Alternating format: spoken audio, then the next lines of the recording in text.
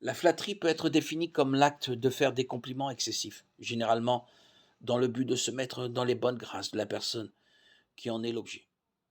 La différence entre la flatterie et un compliment réside dans le bienfaiteur. La flatterie a une motivation égoïste. Le flatteur espère obtenir l'approbation ou l'avantage de la personne flattée. Les compliments, en revanche, sont des remerciements sincères, d'admiration exprimés pour féliciter quelqu'un d'autre. Un compliment est destiné à bénéficier à celui qui le reçoit, tandis que la flatterie profite au flatteur. La Bible a beaucoup à dire sur la flatterie. Le livre des Proverbes met en garde contre les lèvres flatteuses d'une adultère. Malheureusement, la flatterie peut également être utilisée dans les cercles chrétiens sous couvert d'encouragement. Depuis les temps bibliques, certains enseignants utilisent la flatterie comme moyen d'augmenter le nombre de leurs disciples. Les dirigeants, désireux d'attirer une foule, édulcorent parfois leur message jusqu'à ce que l'évangile se réduise à un programme d'amélioration personnelle corrompu par Dieu.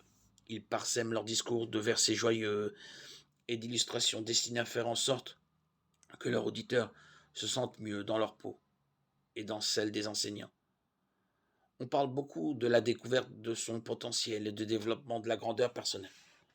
Ce n'est rien d'autre que de la flatterie destinée à créer de la popularité pour l'orateur et son message. Cela fait vendre des livres et du temps dans les médias, mais cela n'a souvent que peu de ressemblance avec le message proclamé par Jésus. Le message de Jésus n'a rien fait pour gonfler l'importance personnelle de ses auditeurs. Au contraire, il a souligné la nécessité de mourir à nous-mêmes, de prendre notre croix maintenant. Proverbe 6, 24. La flatterie est souvent la première étape d'une relation adultère. Une personne sage apprend à la reconnaître et à distinguer la flatterie des compliments sincères.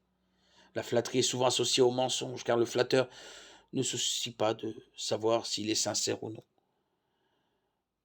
car il n'y a point de vérité dans leur bouche. Leur moi le plus profond est destruction, leur gorge est un tombeau ouvert. Ils flattent avec leur langue. Psaume 5, 9. Car de tels hommes ne servent pas notre Seigneur Christ, mais leur propre convoitise. Et par des paroles doucereuses et des flatteries, ils séduisent les cœurs des simples. Romains 16, 18.